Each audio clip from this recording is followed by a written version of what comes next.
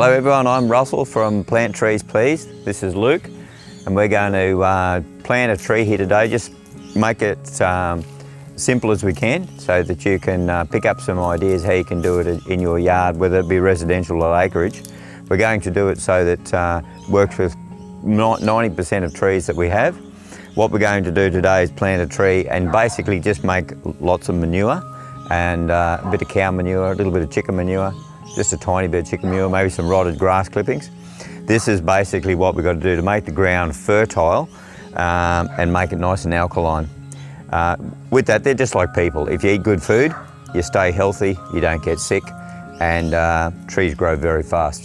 So after we've planted the tree and put our manures in, we've planted our tree, mulch is the essential. 99% of everything is mulch. You can basically just plant a tree or stick it in the ground. Yeah, never go too deep. But if you mulch heavily, that's the story of their life. Before man came along and chopped the trees down and took out the mulch and everything, there was no grass. These plants are surface feeders and they feed on all the organic activities that's breaking down. The nutrients comes out of the mulch. So by planting them and using lots of mulch, you can be guaranteed putting back what was there for millions of years, and that's what will make them grow fast. This forest here, by the way, is about 6 years old. Some parts might be 6.5 years old. It's grown through pretty arid conditions, been dry as we know, and of course that's because we don't have enough trees. We must plant back our trees. Our pioneers opened this country up, great respect for them for what they did. We had to live here, so we had to open it up, and that was fine, but we didn't stop. There's been no one putting brakes on. We're just not thinking about how we're going to have rain and how we're going to have air and what's going to control this planet. We've got to start planting trees. So plant them's one, but the main thing what we're here for is to make sure we plant them properly and we get 100% result perfect from the plants we plant. And the ones that are growing fast are the ones that are actually helping the environment. A tree that's just sitting there and not growing, well, it's not going to be able to do anything. So the ones that we are planting today, we're making the soil alkaline, we're making it rich in nutrient, and that's for, these ones are dry rainforest trees. This is a white oak, and they love this type of alkaline soil. Now what Luke's going to do, while I'm talking, he's going to break this circle, and I'll just explain. The size we're going to do, this is a hula hoop, it's 660 millimetres wide. It's pretty important to me. That's the size hole we're going to do, the inside diameter, because we've got to know fairly close to the size hole we're going to do, because we don't want to put too much manure in a certain area.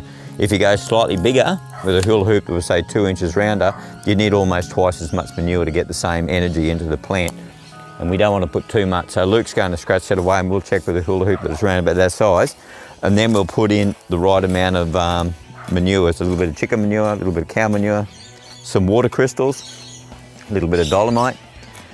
There's hardly any grass here, guys. You've probably got a lot of grass at home. The reason we're taking the grass away is basically just make it a little bit easier to dig, that's all.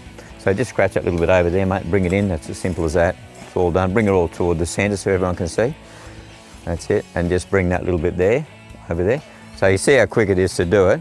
Because if you've got a lot of grass, a little bit more work than that. But all we're going to do is put the grass on the side. So put it on the side there, mate. Run your fingers through it and pull the grass out. That's all. Put it to the side. Use both hands, mate, and lay the pick down. That's all you just got to do. Takes no time at all. Then just level it back into the centre, nice and level. That's all we do. There it is. Luke's pretty good at that. Look at that size of hula hoop. You see he's done that before. That will be put back in later, the grass. So for now, he's going to break it up with a pick. Just bust that open a bit. Start from the centre is always a good idea. Go reasonably deep. You want to go about 6 to 7 inches deep, a little bit deeper there, mate. And then bring it into that area, and then it'll all fall into the middle.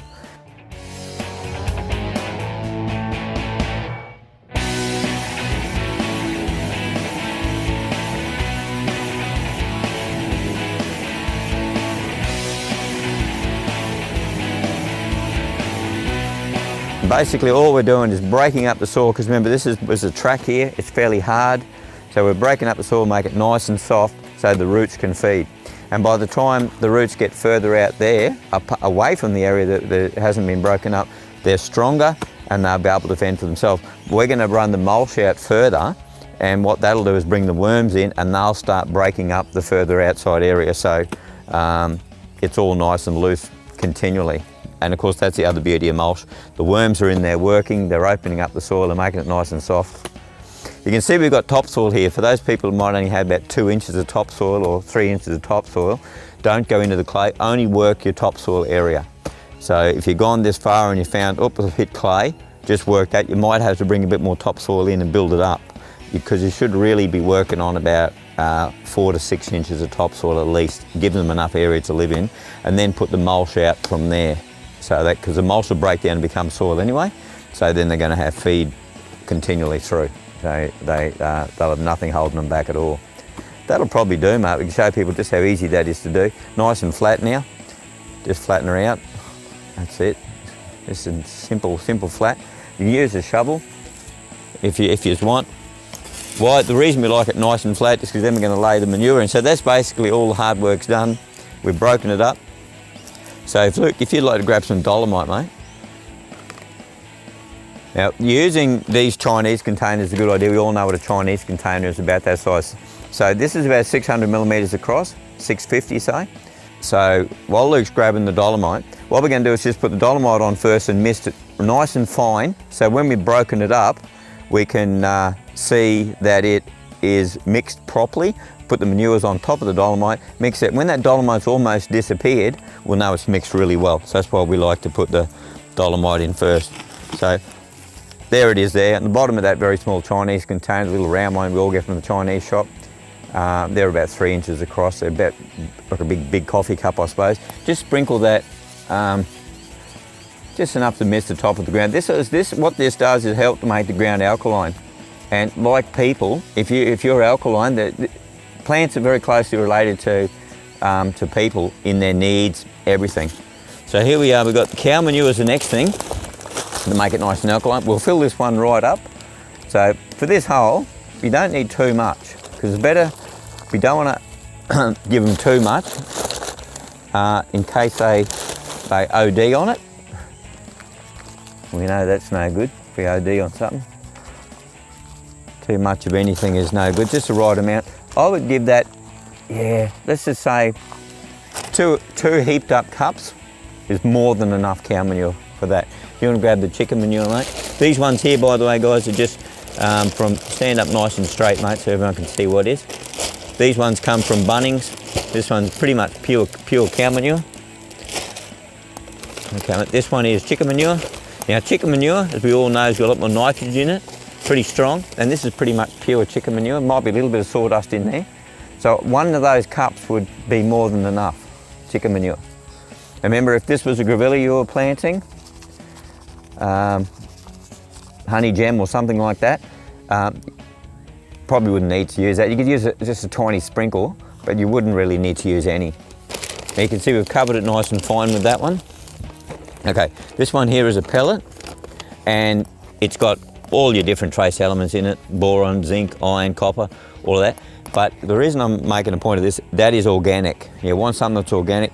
We're going to sprinkle that around the outside, so that'll help bring the worms into the area we're not breaking up. We're going to cover the whole lot with mulch, and of course then that'll be easy to get the roots to move out, and they've got something else to feed on. But because that's an organic fertiliser, that won't kill the worms. Always chase organic. And I think we might grab some grass clippings, Luke. I'll just show you quickly the rotted down one, mate, or both of them. Bring them both over. We've got two here, just bring them into here, mate. This one here is nice and broken down. This one is probably only about 2 months, maybe 3 months. They need moisture to break down. So from that one you could use, but it's, you know, we can sprinkle a bit of that around, that won't hurt. But the one that's actually feeding the plant really well, this one here, is almost perfect. It could be a little bit more. When it goes black and almost black to soil, this stuff is wonderful, so please don't throw your grass clippings away. Plants absolutely love it. You can use as much as you want, and you can't give them too much. You can actually grow a plant in pure rotted grass clippings. We'll just put a couple in because we've got a lot of cow manure in there.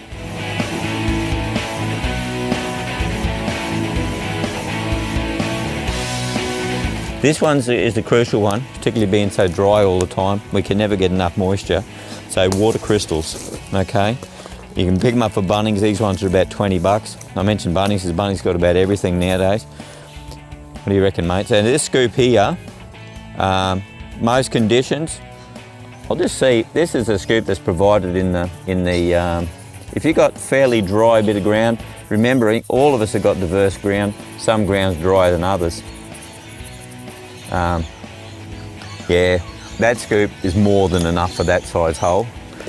Those little bits of crystal are going to blow up, become like a little jelly ball full of water, and that's going to keep the plants fed with moisture well at long periods if you don't get any rain, if it doesn't rain in between, for at least 6 or 8 months. So it's great stuff.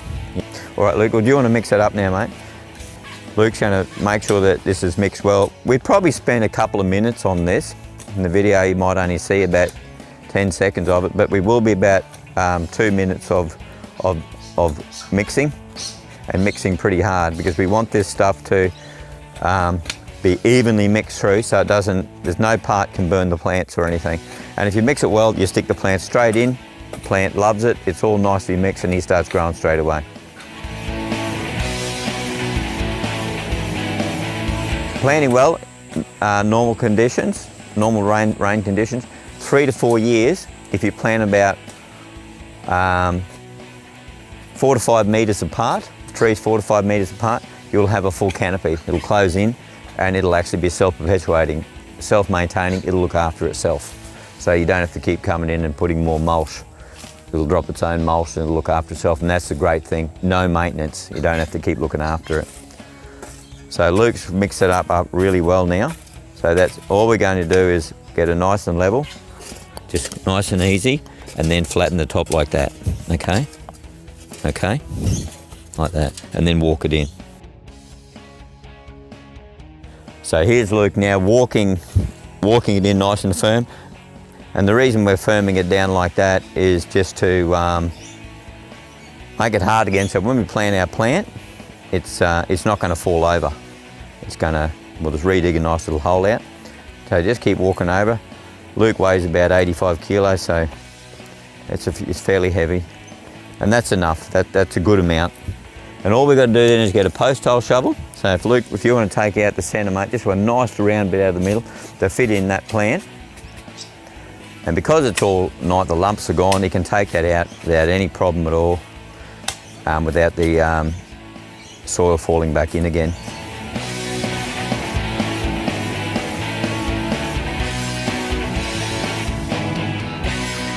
Now, you hand me over that plant, mate. I'll grab the plant, and all we got to do, you can see by this plant, this is a very good specimen. He's been around in the nursery for a while, but we don't fertilise while they're in the ground. I've just got a couple of plants over there for our own use, and we make sure we don't fertilise them, because if you do, you're forcing the roots to the plant to go round the pot, creating pot bound. This one's been in this pot for a long time, but he stopped his growth because he's not being fertilised, and therefore when he's not pot bound, his roots nice and healthy, and as soon as he feels the ground outside all the lovely manures, we'll just tease a couple out and he will just take off, because they'll be all new roots, because he's got no big cumbersome ones to restrict his growth out. You've got to keep them going out. You don't want them circling at all. So now I'm just keeping him raised up a little bit. Better that he's raised up than round down. So the ground normally would have been about here, but we just lifted him up about just that little bit extra to make sure he's not going to get pot bound. So that's a good height. So we'll pull it back in everywhere, just straight in, and then push it down. So Luke's going to go in, just push that enough to make it firm, and I'll make sure it's nice and straight. Just use your finger and your thumb like that to push down, so you don't have to get right under your fingernails. And you can use this side of your hand and go like that if you want, and just give them a bit of a bang, just to make sure they're, or down like that, get them nice and firm. And then we can just pull that back. If you want to just quickly rake that in, mate, we'll use the And all of the all of this grass that we've got here, anything like that's going to be going underneath the mulch. See, we always take our time and we want it to look really, really nice. You can see where that root system is now. So he's raised up about this much higher than he was before, than the ground was. But the mulch is going to be up here and it's going to come in and go down nicely like that. So he will work his way straight into the mulch, or he can go back down into the ground. But that's much better than ending up with mulch up here, anything like that. That many times I see that around. People do that thing, trying to put the mulch on is a great thing, but please don't put it up on here. Start here and come up like that. Make a dip and gradually come out if you like, but don't put it up there. That will, the moisture in that mulch will rot all of that, and it's just like ring barking. What you're doing is unintentionally ring barking the plant, and you can kill it. If it doesn't kill it, it just makes it stays very, very still. It won't grow. You often see them in the side of the road. So if you want to bring the mulch in, mate, so just do it in about 3 spots, and then it's easy to another one over there, right there, and everyone can see. Dump it right there, mate. And everyone can see just how easy it is to do. And I'll just bring that little bit over here. So, and what we will do is we'll show you how quick and easy it is to load that wheelbarrow with mulch and things like that too. You want to start sorting that out, buddy? You jump into it. Because many people often see they get this load of mulch and it's a lot of work, but it's only because of technique. Be careful you don't go too deep there, Luke, because we've got our mulch pretty high. Now use the rest, use your hand now, mate, and everyone can see how important it is to use your hand, and tuck it in tight and then use your feet. Okay, so just put the rake away now. We'll grab the softer rake and you just start walking that in there, mate, and everyone can see. So this here, when it's all done, just tap it in from the outside, mate, don't step on it, just go like that. We can see just how easy that is to do. We're kicking it in from the side like that with our feet. Close it in to stop the light from getting in, and if you get too much light in there, you might have weeds starting to want to grow. But make it reasonably firm. This mulch, by the way, is forest mulch, which is just trees that have gone through a chipper. And of course, there's nothing wrong with that. We have to lop trees. Use your foot on the side like that, and you can close it in. And that's making a beautiful shape of it. And the tree's nice and straight. Basically, our work's all done. Luke's going to grab some water now. And we got Jenny planted so many trees, we do two at once. Get the water there. It can't, you can't put it out too quick because you've got that mulch and it's slowing all the water down.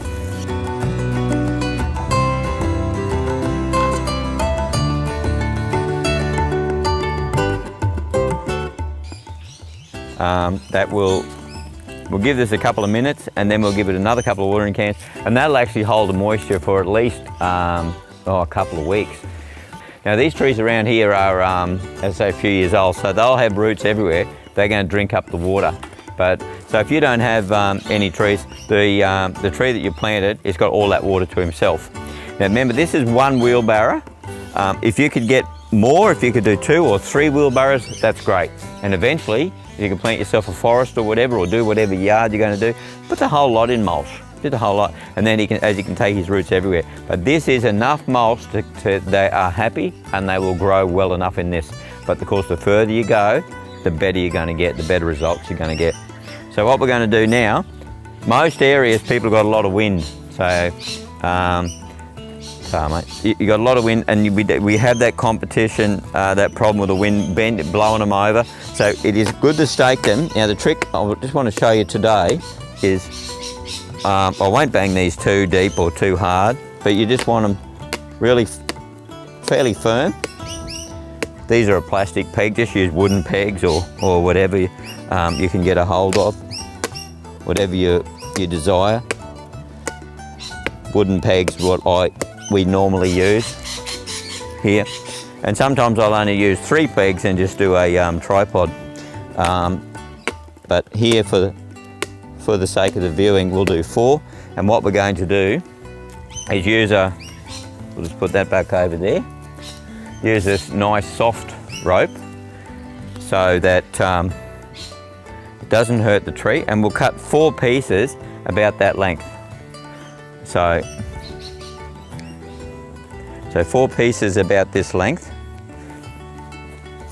Put that over there, mate. So first thing we'll do, I'll give 2 of these to Luke, and what we're going to do is put a little hoop around the tree. The trick is here is not to have this choke the tree. So we'll do a little circle around, give him plenty of room. Now we've made a little knot there, simple knot as you've seen, but we'll go back to the middle and then come through the centre and then back out and tie that again. That stops it from slipping. You can go again if you've got the length there and you want to use it up, and just tie it off. So Luke will do, you do yours, mate, and jump into it, and just do wherever you want. And it's quite quick, but we'll tie these up close to the top so we don't have, we'll keep that nice and loose. Just let go for a sec, mate, just stop there. My tree is here, so I want a slight sag. There we go. And then we tie it off. Go around 2 or 3 times. A slight sag so the tree doesn't become dependent on that rope. Now you want a little bit more sag there, Luke. So here we are. Go around a couple of times and tie him off that rope, probably a little bit short, but there's enough there, but not enough to push him, to have him depending on. So he's got to learn, so this tree will quickly learn that he's got to make his own. The stakes, the rope and the stake, the whole setup's not doing the work for him, because they can come a little bit dependent. This is just to stop them from snapping off. They'll learn they've got to become dependent on their own, and they'll quickly get their own strength. So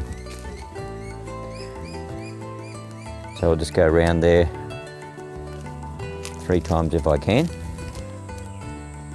Now, he can't go too far that way or any way, but he can still move around, so he'll quickly realise that he's got to get his own strength. And you may, depending on some bad wind areas, you might have to leave it there for 6 or 8 months. So, but in some other areas, you might only leave it there for 4 or 5 months, and then he'll quickly strengthen his bottom buttress there will just get really thick, and he'll make his own, because they're amazing things. They just know what they need to do. So come right around, mate, for everyone, so it'll show. Keep walking around. That's it, pouring it on. So this has got enough water now to look after him, as I said, for at least 3 or 4 weeks. That moisture will be held 100% because of that emulsion. He's only a little tree, so he's not drinking hardly anything. So he's going to be able to, we've given enough. We can see it's just starting to come out there now. So nearly all of that water's just gone straight under the ground, so it's probably got this deep of water it's saturated. So that's all you've got to do. He can look after himself. So the beauty is you've done all that, you've put in all the work, you can just walk away and just know in yourself, feel great that plant is going to look after himself. So come back, check it, pull back a little bit of mulch, stick your finger in there and just see how much moisture you got in maybe a week or 2, and prove to yourself that there's still plenty of moisture in there. Or if you think you do with a little bit more, give him another drink. But I would say every 2 to 3 weeks, if you haven't got the rain, just give him another couple of those, and he'll be so happy, and he'll be able to look after himself. All right, guys, well, we're going to do more videos showing you how to spread the mulch and more tips. We're going to walk through the forest and show you different plants that we've got, and we'll be giving you all the clues you need to get 100%. So, and thanks very much, I should say. You'll see all of that online. So thanks very much, and I hope you've made sense of what we had to say. And happy planting. So from Luke and I, and Trees and Birds, we'll see you next time. Take care, guys. Bye for now.